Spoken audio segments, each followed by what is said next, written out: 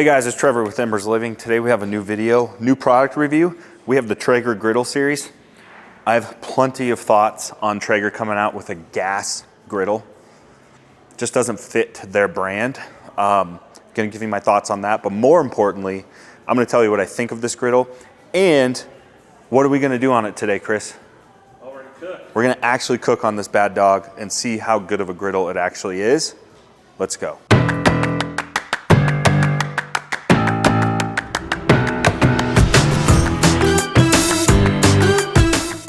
All right, couple things quick. If you're in the Denver, Colorado area, come to our showroom. You can check out all of these products for yourself. Also, if you're new to our channel, make sure you subscribe, follow us on TikTok, Facebook, all the places, Instagram, do it all, helps us out. So you've got our awesome golf section coming together. We did our golf channel separately, so include links below if you want to follow our golf reviews. I think they're pretty awesome. That's just me. All right. Before I actually review this, I'm gonna try not to spend a lot of time on it because the main thing I wanna focus on is this a good product or not? I just have a little bit of a qualm with Traeger and they've completely 180'd. So for 35 years, their main goal has been to take gas products off of patios and put in wood-fired pellet smokers. For 30 years, they've been saying, pellet tastes better, gas tastes gross. They say, we're kicking gas in the you know what. That's what they're saying. They've been preaching that for 35 years. Pellet is superior, no gas, gas stinks. What do? Launch a gas product. To me, on the surface, very, very, very, very much a money grab and goes completely against their 3 decades old business model. That's just me. They're a public company now, and you gotta pay the bills, I suppose. That doesn't mean it's not a good product though, so I'm not dogging the product. Let's get into the product itself. First thing I notice is it's quite large, which I think is a good thing. I did notice that it does require power, so we'll get into that in a bit. So it's gonna have some sort of electronic features, I believe with the burner more than anything. I really like the wide side shelves. I think if you've watched my outdoor cooking or my outdoor kitchen videos, I can't preach enough about how important countertop space is. So the fact that we got good prep space in a cart model, I think is really cool. It does have their new rail system, which I really, really like. So we can basically trick this out or individualize it to you personally if you want, a paper towel accessory, if you want your rubs sitting here, if you want your condiments or barbecue sauces, towel racks, cup holders, beer holders, whatever. They have a ton of options. So you can totally trick this out how you want. So I think this rail system is really cool and it works universally across their products, which is also cool. You can see too, it does have a lid on a hinge system that sort of, kind of goes back at a 45 degree. I don't know how important a lid is with the skillet top. I think it's nice once in a while. But I do, if you're gonna give me a lid, I like one that's attached like this, that I don't have to if this was detached, can you imagine how annoying this thing would be to have to try to find somewhere to put it? So I do like that it's attached and it goes up and out of the way. I don't think having a lid makes it a lot more superior, but it certainly doesn't hurt.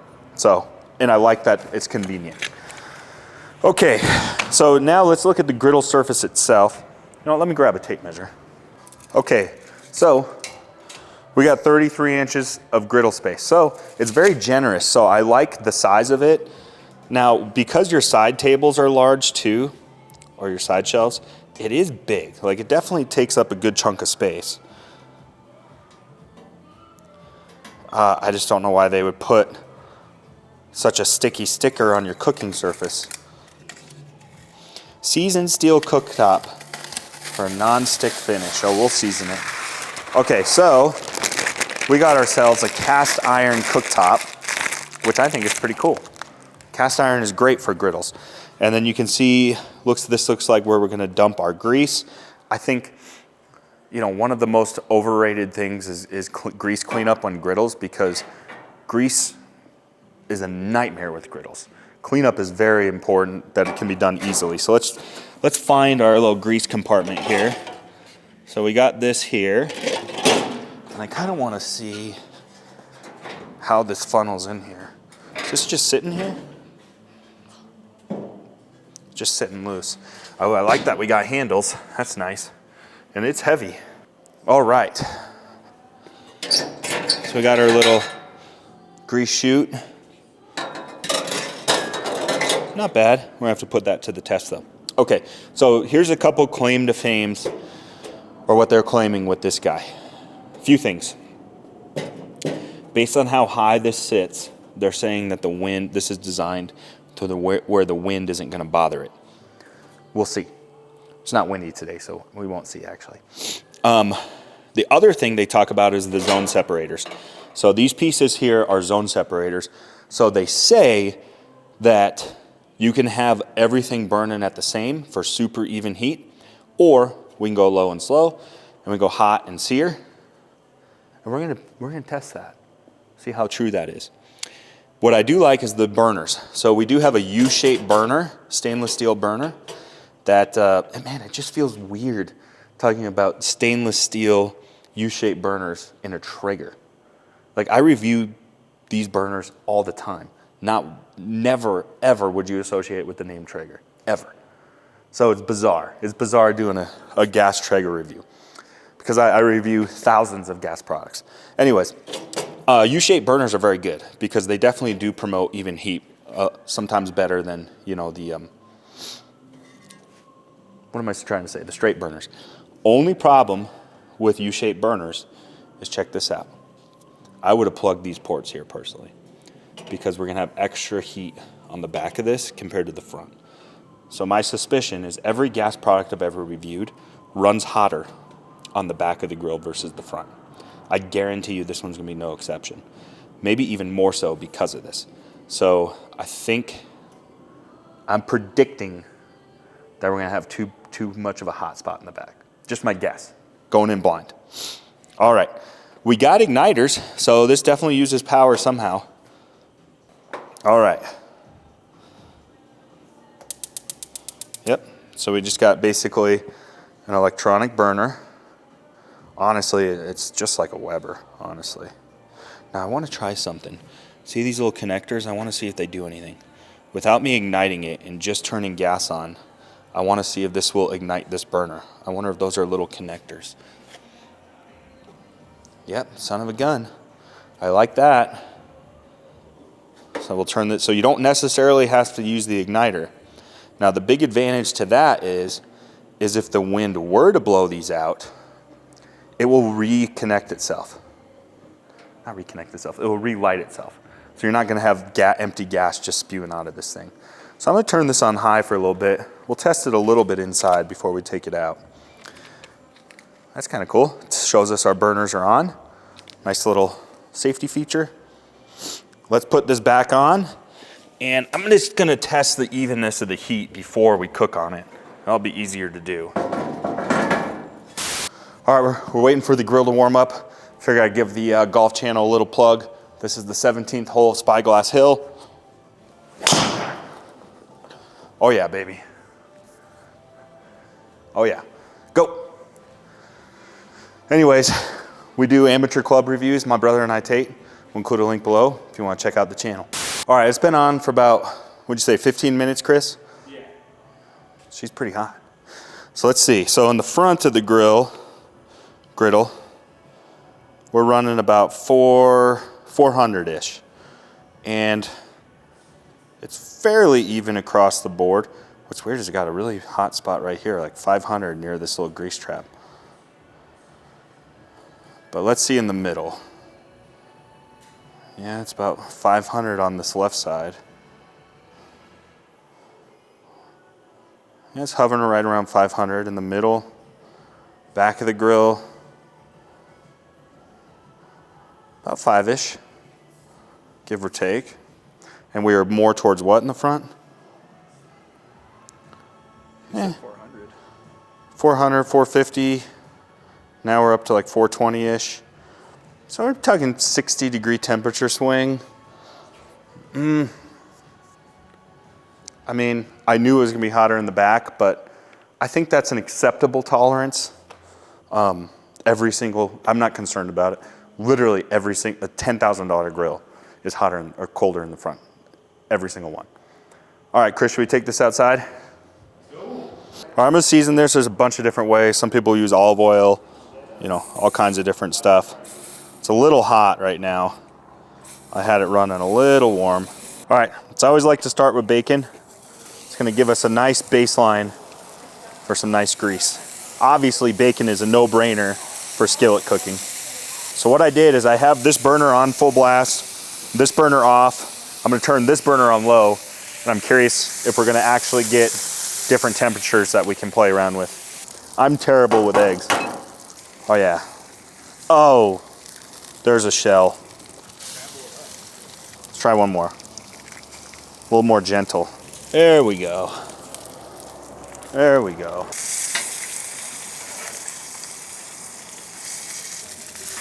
So this is the beauty of skillet cooking is obviously we can make bacon, but we're gonna try to recycle that bacon grease. Just wait, we have the grand finale coming up. All right, let's see, hopefully I didn't overcook the inside. Oh, that's perfect. That looks fantastic. I like a little runny yolk myself. Is it all for you? Because all I have is this rice for lunch today. You can have some. Let me give it a shot. Give it a try.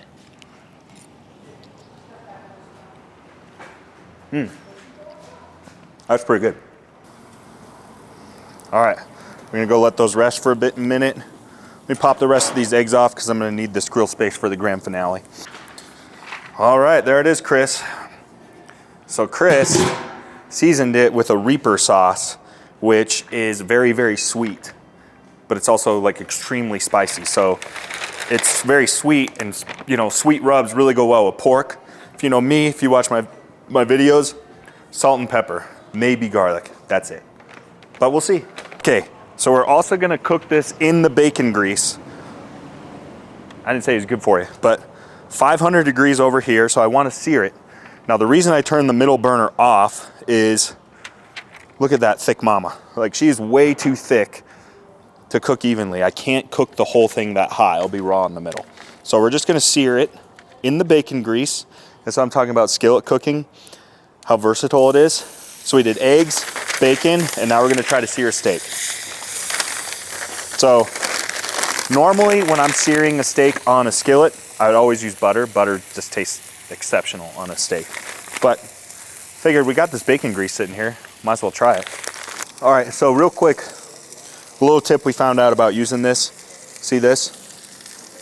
We're not plugged in. So once your burners are ignited, you don't need power. The power is really just for the igniter, that's it. So it will work without power. I guess technically you could take this out, match light them, put it back in. That's kind of that's a grind, but. All right, there's a big debate with steaks. Do you flip them often or just once?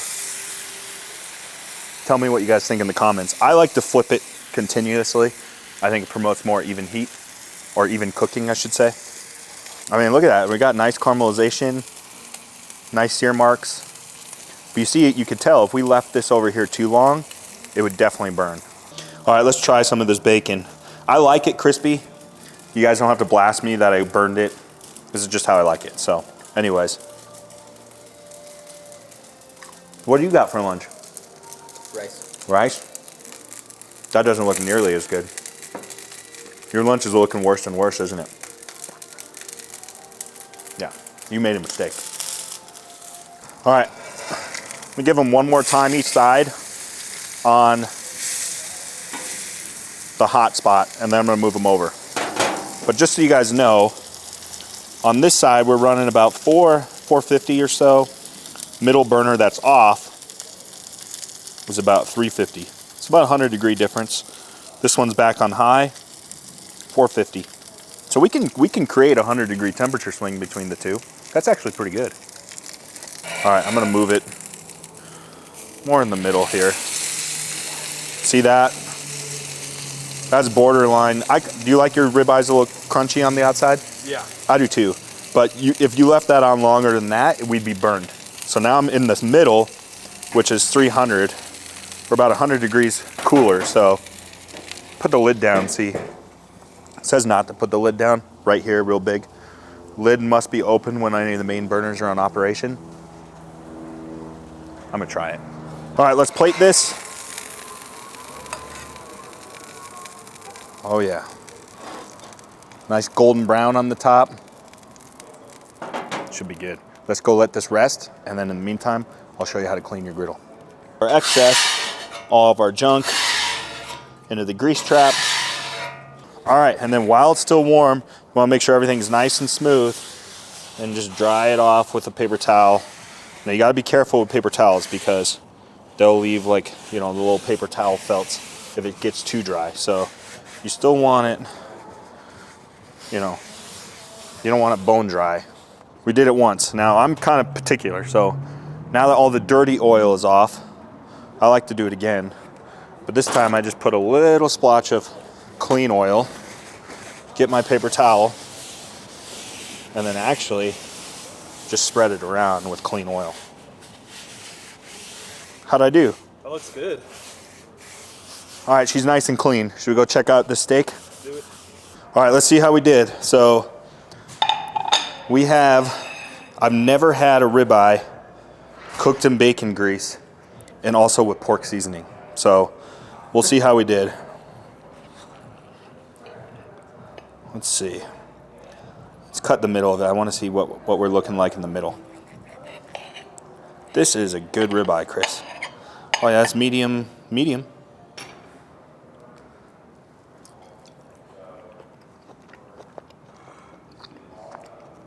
It tastes like bacon. All right, final thoughts. One, it looks better than brand new because now we have a nice seasoned skillet top. The lid, could have taken it or leave it. You know, that's not a deal breaker for me. I love the amount of real estate we have to work with. We put these side shelves to use. Like, we used every inch of these side shelves. So for me, that storage was great. The burners worked great. We had fairly even temperatures throughout the grill, and we could do a 100-degree difference between the right and left side, which worked perfect for offsetting our steak. I actually really like this. I love how easy everything goes into the grease trap. It's actually a really well-designed product.